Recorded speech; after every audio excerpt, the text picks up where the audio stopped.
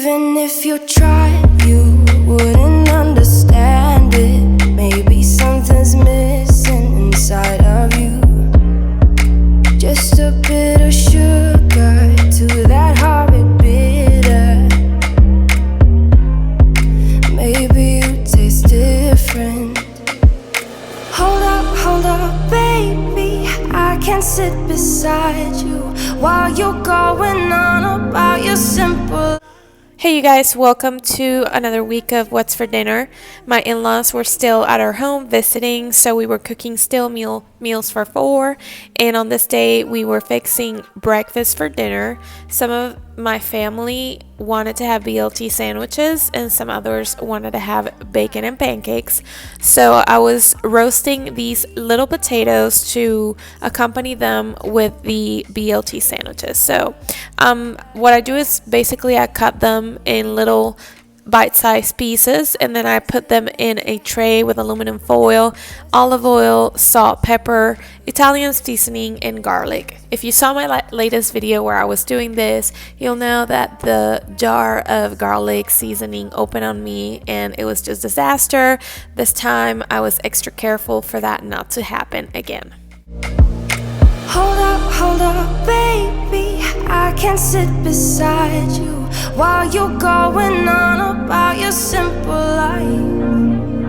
Nothing left you thinking that maybe you're not different. These potatoes are going to go into the oven at 350 degrees for 30 minutes. And then we went ahead and started on our bacon. We like to eat the thick cut, and my father-in-law was helping me cook it because I always overcook it. He was doing it on the griddle with a bacon press, and of course, every time we cook bacon at our home, Sasha, our dog, will be there begging for some because everybody loves bacon. I mean, who doesn't? Oh, here he goes. Oh, here he goes. Oh, here he goes. Here he goes. Here he goes. So for the pancakes, we were using this Kinnick gluten-free pancake mix. I'm not gluten-free, but my mother-in-law eats these pancakes, and I think they are even better than the regular pancakes. I cannot believe they are gluten-free. They are absolutely delicious, and the texture is the best. On this day, she was helping me making them on another griddle, and it was just very, very delicious. To me, they're 10 out of 10. And this is my plate. I ended up going for half of BLT, some of the roasted potatoes, and of course, some pancake with maple syrup. So on this day, I was going for a Venezuelan type of dinner because, of course, I cannot live without my Venezuelan food, and the rest of my family really enjoys it. So I'm starting by marinating some chicken drumsticks with some honey, some fresh crushed garlic, Italian spices, and the Olive Garden salad dressing, which is Italian dressing. I tried this last week and it was delicious, so I decided to repeat it, and I added the fresh garlic and the Italian spices, and it came out even better. So in here, I'm working on the base for my black beans, and that is diced onions, diced peppers, and some garlic. And then I'm going to start on my dough or masa for my arepas. If you don't know what arepas are, they are a corn cake that you can grill or fry, and they are actually very Venezuelan. So I started with my cornmeal, and I'm adding my salt, and then I'm going to add my water and try to create the perfect dough for my arepas. Now, a majority of Venezuelans will tell you that you need to start with water in your bowl and add your flour until you have the right consistency. I prefer to do all the opposite, only because I hate to have extra dough that I'm not going to use. I rather just measuring my dough and starting up with that, and then I don't have to waste any food. So I add water until I know I have the right consistency. To me, the right consistency is a pliable dough that is not breaking apart if I try to make the little cake or the arepa itself. And on this day, I was going to make them mini and I was going to fry them. So in here, I'm starting on my black beans, and I have some oil heating up, and then I'm going to add my vegetables. that I'm going to saute. This is going to be the base for all the flavor.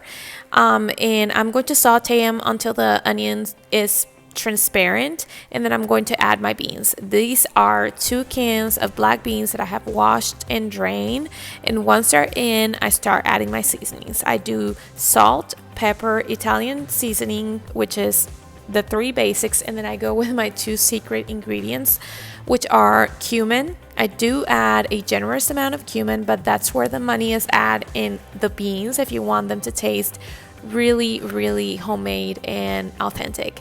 And then I'm also adding some chicken bouillon, a full pack of it. You can do vegetable bouillon or beef bouillon, any one that you have or you prefer. But it's going to be, if you add bouillon, it's going to be very beneficial for the flavor of your beans. So once all the spices are in, I'm going to add the water, and I'm going to let them cook, tenderize a little bit, and marry with all the flavors that we have going on in our pan. Another side dish that I was working on this day was a coleslaw, for which I was making my own dressing, and all it is basically mayo, apple cider vinegar, some celery seeds, salt, pepper, and sugar, and I'll mix it all together. And I had to do a lettuce coleslaw because there was no coleslaw mix or cabbage available at my local grocery store, and so I just did it with lettuce because I really wanted my coleslaw. So in here I'm working on my arepas, and I started with a bowl that I then form into a cake, and then I'm going to fry. There are many versions to eat and cook the arepas, but this is what I was going for on this day. And in that other pan I have some french fries that I was doing for Luke, and then I also had some white rice to accompany the beans and the rest of the meal. And then here are the rest of the dishes that we fixed that day: the chicken drumsticks that we grill outside, the french fries, the lettuce coleslaw, and the arepas. I have to say that this meal was everything that my heart needed. It was so delicious, so comforting, and I was really happy after I finished eating. On this day, my in-laws were fixing to go back home, and we were sad, and we wanted to do a special dinner for them. And for us, a special dinner is always steak.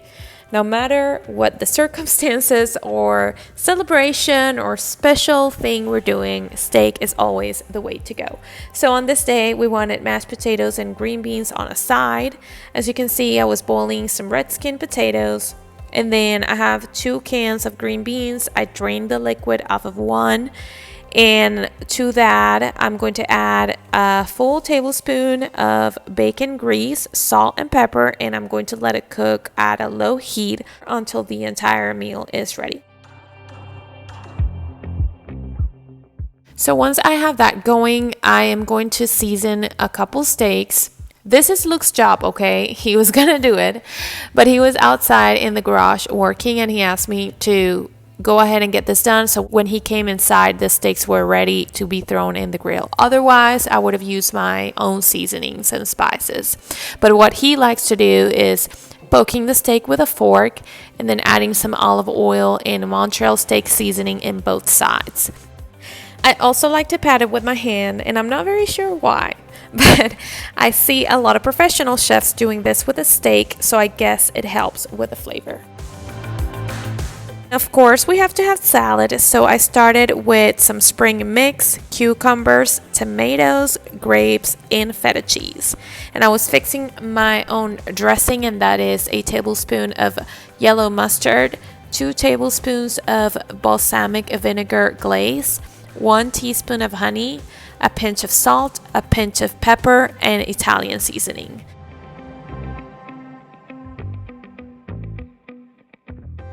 This is going to be everything for today, my friends. I did not take a shot of my plate on this day because I wanted to be in the moment and present with my in-laws. So thank you so much for watching. I really love having you here. Subscribe for more videos like this and give me a thumbs up if you like it or if you're learning something new. Thank you again so much for watching, and I'll see you in the next one. Bye.